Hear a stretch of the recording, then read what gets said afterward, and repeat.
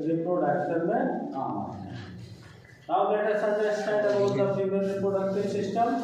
बच्चों, जब किसी फीमेल बेबी का जन्म होता है तो जन्म के समय से ही फीमेल बेबी जो है अपने शरीर में अंडे के साथ पैदा हो। आप लोगों ने पढ़ा होगा कि सेकेंडरी सेक्सुअल कैरेक्टर, तो सेकेंडरी सेक्सुअल कैरेक्टर वो होता है जो कि एडोलेसेंट के एज में डेवलप होता है।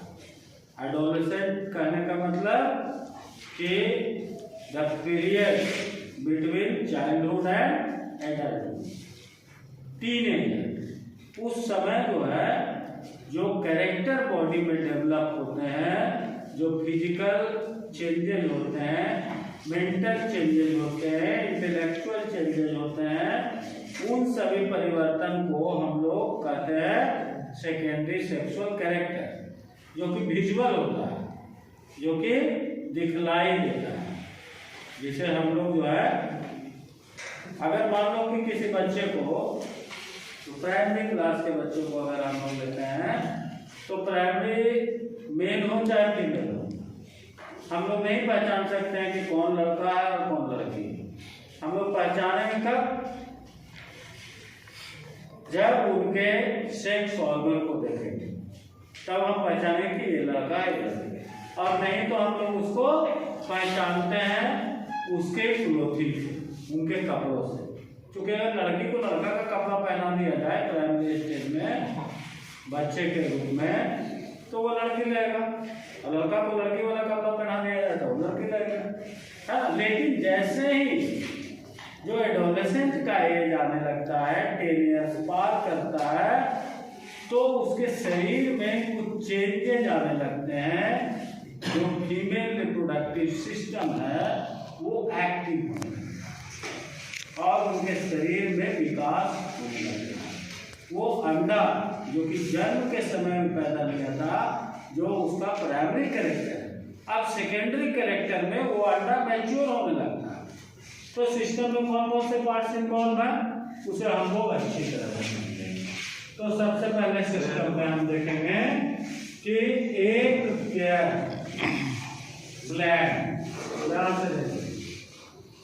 जिसे कि हम लोग कहते हैं ओवरी, दोनों साइड में होता है। ओवरी जो होता है राइट एंड लेफ्ट, जो कि बिलो द एब्डोमिनल कैविटी, नीचे जो है एक हॉलो पेयर लाइक स्ट्रक्चर होता है जिससे अटैच होता है ना, जिससे कि जुड़ा हुआ होता है दोनों तरह, जो कि सिकुड़ सकता है और फैल सकता है। इसमें ये यूटेरस में ये शक्ति होती है।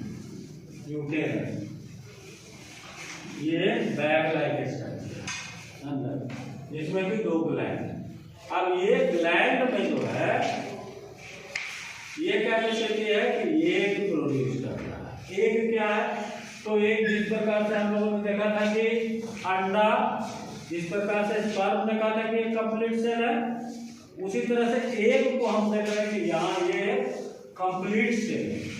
इसमें भी न्यूक्लियस है, साइटोप्लाज्म है, जो कि सेल का कंपोनेंट होता है, वो सारा सेल का कंपोनेंट एग में है ना। और ये फर्टिलाइज होने के लिए रिलीज होता है। इसमें से ओवरी में से after every 28 days, how many days? 28 days और 1 मंथ अप्रॉक्स, जो भी हेल्दी फीमेल बॉडी है उसके शरीर से एक जो है मैच्योर होके, चाहे इसमें से चाहे इसमें से एक रिलीज होगा, छूटेगा, और वो एक रिलीज होके ये फनेल लाइक जो स्ट्रक्चर है, फनेल ऐसे दिस इज द ये फनेल लाइक, ठीक है। ये फनेल लाइक स्ट्रक्चर की पैसा स्ट्रक्चर यहाँ से एक रिलीज होके यहाँ जाता है। तो ये कौन सा पार्ट कहलाता है? ये पार्ट कहलाता है ओविडक्ट। क्या कहलाता है? ओविडक्ट, या इसको कहते हैं फैलोपियन ट्यूब। फैलोपियन ट्यूब ये ट्यूब में ये रिलीज हो जाता है, यहाँ से रिलीज होकर यहाँ जाता है और फैलोपियन ट्यूब में फॉर्म होता है। This is the place where the fertilization take place. ये वैसा जगह है जहाँ पर कि फर्टिलाइजेशन होता है। This is the place where, हम लोग बात कर रहे थे क्या कि from one of the ovary, यहाँ तक क्लियर है? दोनों ओवरी में से एक ओवरी में से मैच्योर एग जो है आफ्टर एवरी 28 डेज और 1 month, approx 1 month releases, and the opening of the fallopian tube having the funnel like structure which receive the egg from the ovary, and this is the site of fertilization. The fallopian tube is the site of fertilization, where the process of fertilization take place, जहाँ पर कि fertilization होता है ना? तो अभी fertilisation कैसे होता है ना, वो भी हम लोग देखेंगे। तो ये बैग लाइक स्ट्रक्चर है, इसका जो इंटरनल लोअर पोर्शन है, ये लोअर पोर्शन, इस लोअर पोर्शन को हम लोग कहते हैं सर्विक्स। ये cervix, this is the lower portion of uterus. और सर्विक्स के बाद जो ओपनिंग है, जो पैसेज है, which open in hot side, जो बाहर खुलता है, वो पैसेज को हम लोग कहते हैं वेजाइन। ठीक है? अब यहाँ क्या होता है कि ओवरी का एक ही काम नहीं है, केवल एग को नहीं बनाता, ये जो है हार्मोन रिलीज होता है जिसको कहते हैं एस्ट्रोजन, एस्ट्रोजन एंड प्रोजेस्टेरोन। अब एस्ट्रोजन और प्रोजेस्टेरोन जो है रिलीज होता है, तो जैसे जैसे लेवल शुरू होता है इसका रिलीज होना, इंक्रीज होता है, तो ये यूट्राइन वाल जो है हमारा क्या होता है, इसमें थिक होते चला जाता है। ये फीमेल बॉडी में एक गद्दा ऐसा बनते जाता है, एक लेयर बनते जाता है ब्लड का। ब्लड वेसल जो है, जो इनर लाइनिंग है किसका, यूटेरस का, किसका, यूटेरस का जो इनर लाइनिंग है वो बिकम थिक। क्यों थिक होता है? To receive the fertilized egg, fertilized egg को रिसीव करने के लिए। क्योंकि फर्टिलाइज्ड एग जो है यहाँ पर बनेगा, उसके बाद धीरे धीरे धीरे धीरे नीचे आके सेट होगा, इम्बेडेड होगा। जब ये इम्बेडेड होगा, अंदर जाके सेट होगा, तब इसको नरिशमेंट मिलेगा, न्यूट्रिशन मिलेगा, और वो धीरे धीरे क्या होगा, डेवलप होगा, बड़ा होगा। ये सारा पोषण इसको कहाँ से मिल रहा है? यूट्राइन वाल से सारा पोषण मिल। लेकिन तब जब यहाँ पर प्रोसेस ऑफ फर्टिलाइजेशन होता है, अगर फर्टिलाइजेशन नहीं हुआ तो क्या होगा कि ये मैच्योर धीरे धीरे डाउनलोड नीचे आ जाएगा, डाउनवर्ड आएगा, और लेवल जो है एस्ट्रोजन का ये नीचे घटेगा। और जैसे जैसे लेवल घटेगा तो ये क्या होगा, लाइनिंग ब्रेक होने लगेगा, ये लाइन जो है टूटने लगेगा, और ये टूटने लगेगा, और उसके बाद फिर ब्लड के फॉर्म में जो है निकल जाएगा, वेजाइना के रास्ते से ब्लड के फॉर्म में निकलेगा, जिसको कि मेंस्ट्रुअल साइकिल या मेंस्ट्रुअल फ्लो के नाम से जानते हैं, which occur after every 28 to 30 days in female body.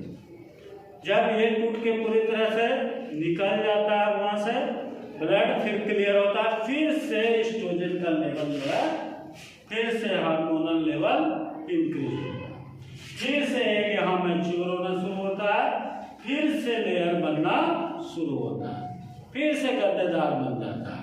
क्या फर्टिलाइजेशन होगा, अब रिसीव करेगा, लेकिन फिर फर्टिलाइजेशन नहीं होता है और फिर ब्रेक हो जाता है, फिर से मेंस्ट्रुअल साइकिल होता है, मेंस्ट्रुअल फ्लो हो जाता है। तो this cycle continue start at the age of puberty, जिसको कहते हैं मेनार्की, है ना, जब स्टार्ट होता है फीमेल बॉडी में आफ्टर 11 ईयर्स, है है ना, and continue up to 45 years, जिसको कहते हैं मेनोपॉज। वो क्या कहलाता है? मेनोपॉज। जब लास्ट मेंस्ट्रुअल साइकिल होता है, एक बनना बंद हो जाता है और ये जो है बनना, ये लेयर बनना बंद हो जाता है, फर्टिलाइजेशन का चांस नहीं होता। एक ही नहीं बनेगा, फर्टिलाइज क्या होगा? अब क्या है कि तो menarche to menopause, female body में वही लाइफ है, मेनार्की टू मेनोपॉज। उसके बाद खत्म है, उसके बाद वो जो है प्रेग्नेंट नहीं हो सकती है। लेडी जो है not able to be a mother after that age, जो जनरल कंसिडरेबल है। But male continue to generate sperm पॉलीबार, हमेशा वो स्पर्म जो है बनाते रह सकता है। It depends on the nutritional supplementation, वो खान पान पर निर्भर करता है। Whole life they can produce. So what happened?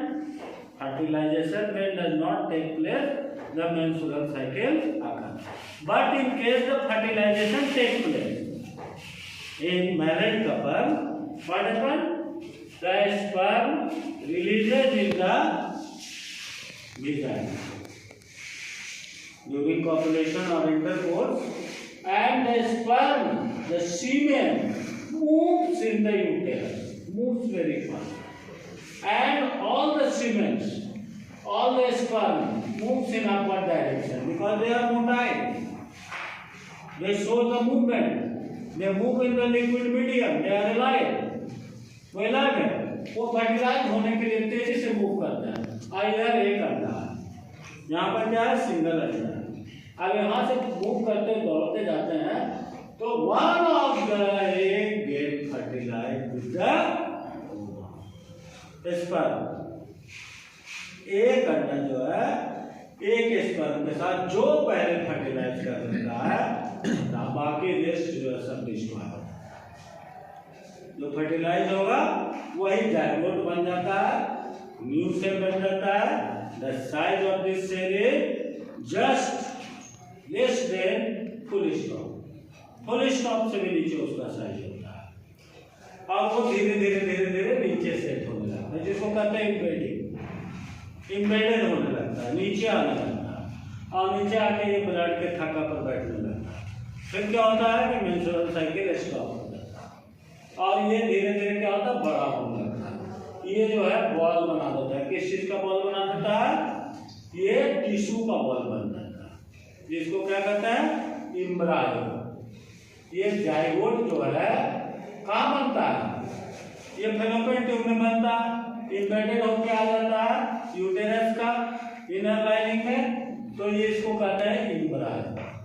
ये इम्ब्रायो इम्बेडेड हो जाता है, जो कि बॉल ऑफ टिश्यू। अब ये जो है अप टू 6 वीक, 6 सप्ताह तक, अप टू 6 वीक। अब ये जो है यहाँ से डेवलप होकर धीरे धीरे पूरी तरह से विकसित होने लगता है, पूरी तरह से विकसित होने लगता है, in which the all the parts of the baby become visible. You can see, जितना जैसे कि सच है आई, ईयर, हैंड, लेग, इस तरह से घुमा हुआ पोजीशन में बच्चा जो है पेट के अंदर में करता है, सारा पार्ट विजिबल होता है। तो उस पार्ट्स को हम लोग क्या करते हैं? उसको हम लोग कहते हैं, वो डेवलपमेंट स्टेज को हम लोग कहते हैं फीटस। क्या कहते हैं? फीटस। उसको हम लोग कहते हैं फीटस। तो पहला स्टेज है that is zygote. First stage जो है initial stage of fertilization, just formed after the fertilization. The size is less than full stop. क्या है? जाइगोट। अब जाइगोट के बाद क्या है? जाइगोट के बाद इम्ब्रायो। इम्ब्रायो क्या है?